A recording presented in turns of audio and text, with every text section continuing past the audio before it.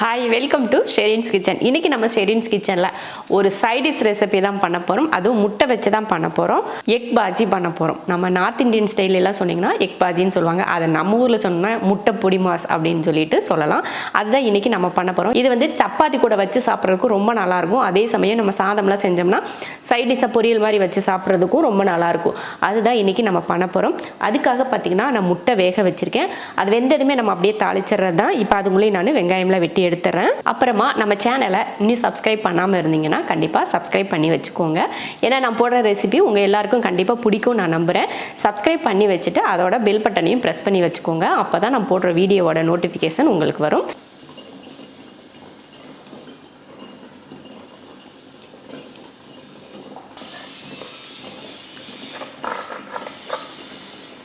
இப்போ பார்த்தீங்கன்னா வெங்காயம், பச்சை மிளகாய் எல்லாமே கட் பண்ணி எடுத்துகிறேன். அப்புறம் ஒரு 2-3 பூண்டு பல் அதையும் கட் பண்ணி எடுத்துருக்கேன்.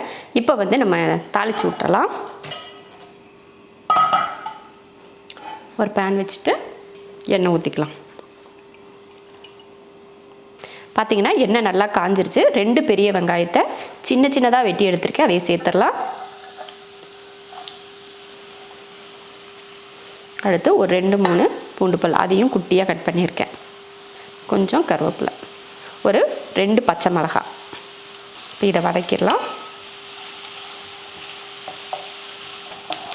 வெங்காயம் இது போல் ஓரளவுக்கு வதங்கினதுக்கப்புறமா ரொம்ப பொன்னிறமாலாம் வதக்க தேவையில்லை, கொஞ்சமாக வதக்கினா போதும். இந்த மாதிரி வதக்கியாச்சு. இந்த டைமில் ஒரு தக்காளி இது போல் சின்னதாக வெட்டியிருக்கேன்.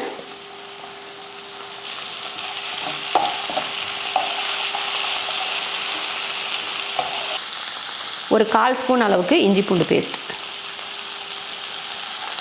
இதையும் வதக்கிடுவோம். தக்காளி போட்டு தக்காளி இஞ்சி பூண்டு பேஸ்டெல்லாம் போட்டு அதையும் நல்லா வதக்கியாச்சு. இந்த டைமில் மசாலா சேர்த்துக்கலாம். கொஞ்சமாக மஞ்சள் தூள், 1/4 ஸ்பூனுக்கும் கம்மியாக மஞ்சள் தூள், ஒரு 1/2 ஸ்பூன் அளவுக்கு மிளகாத்தூள், ஒரு 1/2 ஸ்பூன் மல்லித்தூள், அடுத்து ஒரு 1/4 ஸ்பூன் அளவுக்கு கரம் மசாலா தூள்.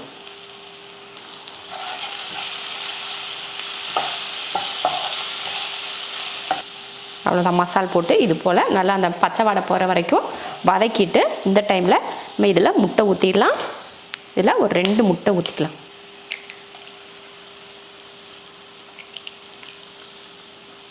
தேவையான அளவுக்கு உப்பு.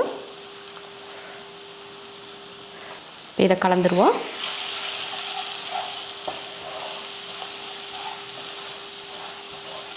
முட்டை உடச்சி ஊற்றுனதுமே அடுப்பை வந்து சிம்மில் வச்சிடணும். இப்போ நான் அடுப்பை சிம்மில் தான் வச்சு முட்டையை நல்லா கலந்து விட்டாச்சு. இந்த டைமில் நான் வந்து 2 முட்டை இந்த மாதிரி வேக வச்சு எடுத்திருக்கேன். அதை வந்து இப்போ துருவி சேர்த்துக்கலாம். நான் வந்து இந்த பெரிய கண் இருக்குது பார்த்தீங்களா, அதில் தான் துருவி சேர்த்துக்க போகிறேன். இப்போ இதுலேயே துருவி விட்டுறலாம். நல்லா பூ போல் விழுகுது பாருங்கள். இந்த மாதிரி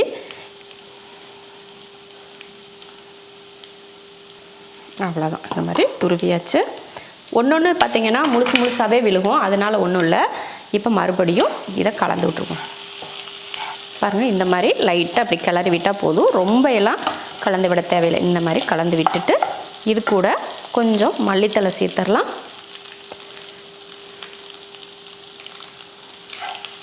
அவ்வளோதான். இந்த மாதிரி கலந்து எடுத்து சாப்பிட்றப்போ அவ்வளோ சூப்பராக இருக்கும். பார்த்திங்களா, ஒன்றோட ஒன்று ஒட்டாமல் நல்லா உதிரியாக, அதாவது நம்ம பொரியல் செஞ்சு சாப்பிட்டா எப்படி இருக்குமோ அந்த மாதிரி வந்திருக்கு. இது வந்து சப்பாத்தியில் சாப்பிட்றதுக்கு ரொம்ப நல்லாயிருக்கும். அது சாதத்தில் ஏதாவது சைடிஷாக சாதம், பருப்பு குழம்பு இந்த மாதிரிலாம் ஏதாவது வச்சு நம்ம சைடிஷ் செய்வோம் இல்லையா, முட்டை வறுவல் இந்த மாதிரி, அதுக்கு பதிலாக இந்த மாதிரி செஞ்சோம்னா டேஸ்ட் ரொம்ப அருமையாக இருக்கும். அப்போ அடுப்பை ஆஃப் பண்ணிக்கலாம். அருமையாக ரெடி ஆகிடுச்சு பாருங்கள்.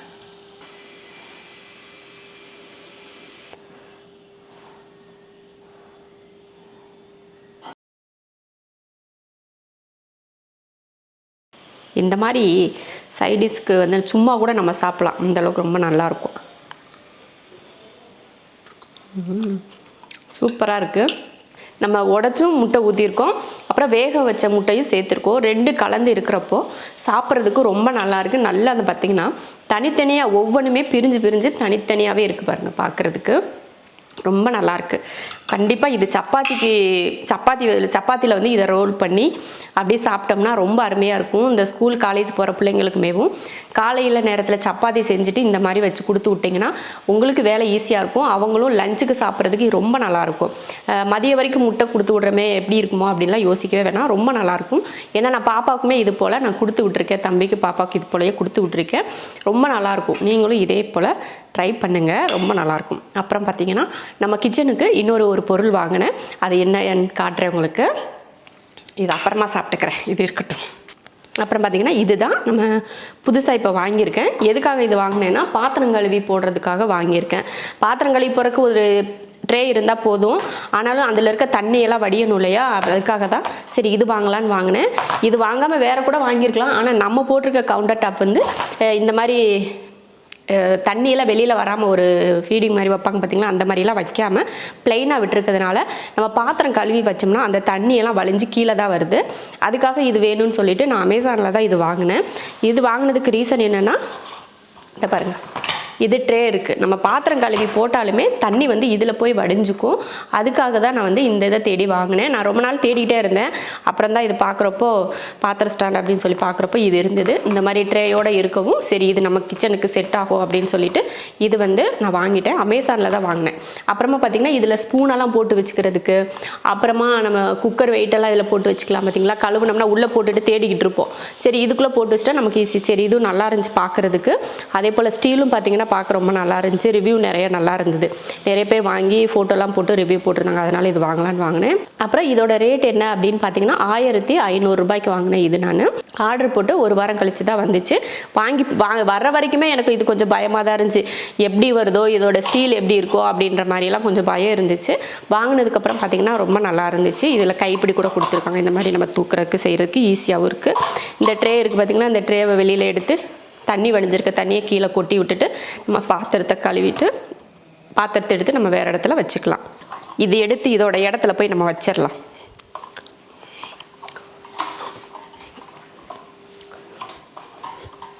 இனிமேல் இதோட இடம் இதுதான். இப்படி வச்சிரும், இந்த பக்கம் வர இப்படி வச்சிருவோம்.